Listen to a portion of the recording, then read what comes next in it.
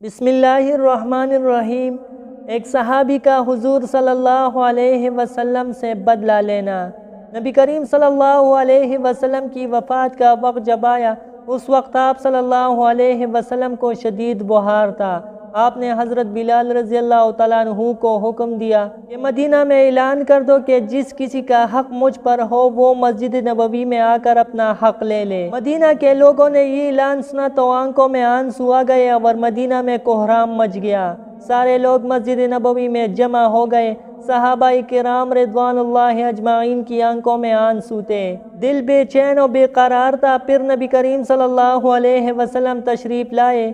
آپ صلی اللہ علیہ وسلم کو اس قدر تیز بخار تھا کہ آپ صلی اللہ علیہ وسلم کا چہرہ مبارک سرخ ہوتا جا رہا تھا۔ نبی کریم صلی اللہ علیہ وسلم نے فرمایا، اے میرے ساتھیو، تمہارا اگر کوئی مجھ پر حق باقی ہو تو وہ مجھ سے آج ہی لے لو۔ میں نہیں جانتا کہ میں اپنے رب سے قیامت میں اس حال میں ملوں کہ کسی شخص کا حق مجھ پر باقی ہو۔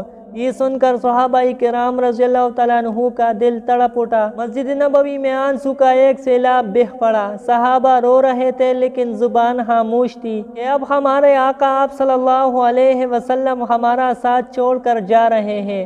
اپنے صحابہ کی یہ حالت دیکھ کر آپ صلی اللہ علیہ وسلم نے فرمایا، اے لوگو، ہر جاندار کو موت کا مزہ چکھنا ہے۔ میں جس مقصد کے تحت اس دنیا میں آیا تھا وہ پورا ہو گیا۔ ہم لوگ کل قیامت میں ملیں گے۔ ایک صحابی کڑے ہوئے، روایتوں میں ان کا نام عکاشہ آتا ہے۔ عرض کیا، یا رسول اللہ صلی اللہ علیہ وسلم، میرا حق آپ صلی اللہ علیہ وسلم پر باقی ہے۔ آپ صلی اللہ علیہ وسلم جب جنگ احد کے لیے تشریف لے جا رہے تھے تو آپ صلی اللہ علیہ وسلم کا کوڑا میری پیٹھ پر لگ گیا تھا، میں اس کا بدلہ چاہتا ہوں۔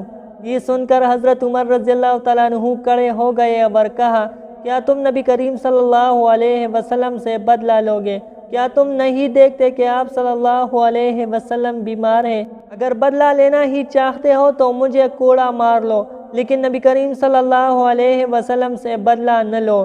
یہ سن کر آپ صلی اللہ علیہ وسلم نے فرمایا، اے عمر، اسے بدلہ لینے دو، اس کا حق ہے۔ اگر میں نے اس کا حق ادا نہ کیا تو اللہ کی بارگاہ میں کیا منہ دکھاؤں گا، اس لیے مجھے اس کا حق ادا کرنے دو۔ آپ صلی اللہ علیہ وسلم نے کوڑا منگوایا اور حضرت عکاشہ رضی اللہ تعالیٰ عنہ کو دیا اور کہا کہ تم مجھے کوڑا مار کر اپنا بدلہ لے لو۔ صحابہ کرام رضی اللہ تعالیٰ عنہ یہ منظر دیکھ رہے تھے اور بے تحاشا رو رہے تھے۔ حضرت عکاشہ رضی اللہ تعالیٰ عنہ نے کہا، اے اللہ کے رسول صلی اللہ علیہ وسلم، میری ننگی پیٹھ پر آپ صلی اللہ علیہ وسلم کا کوڑا لگا تھا۔ یہ سن کر نبی کریم صلی اللہ علیہ وسلم نے اپنا کرتا مبارک اتار دیا اور کہا، لو، تم میری پیٹھ پر کوڑا مار لو۔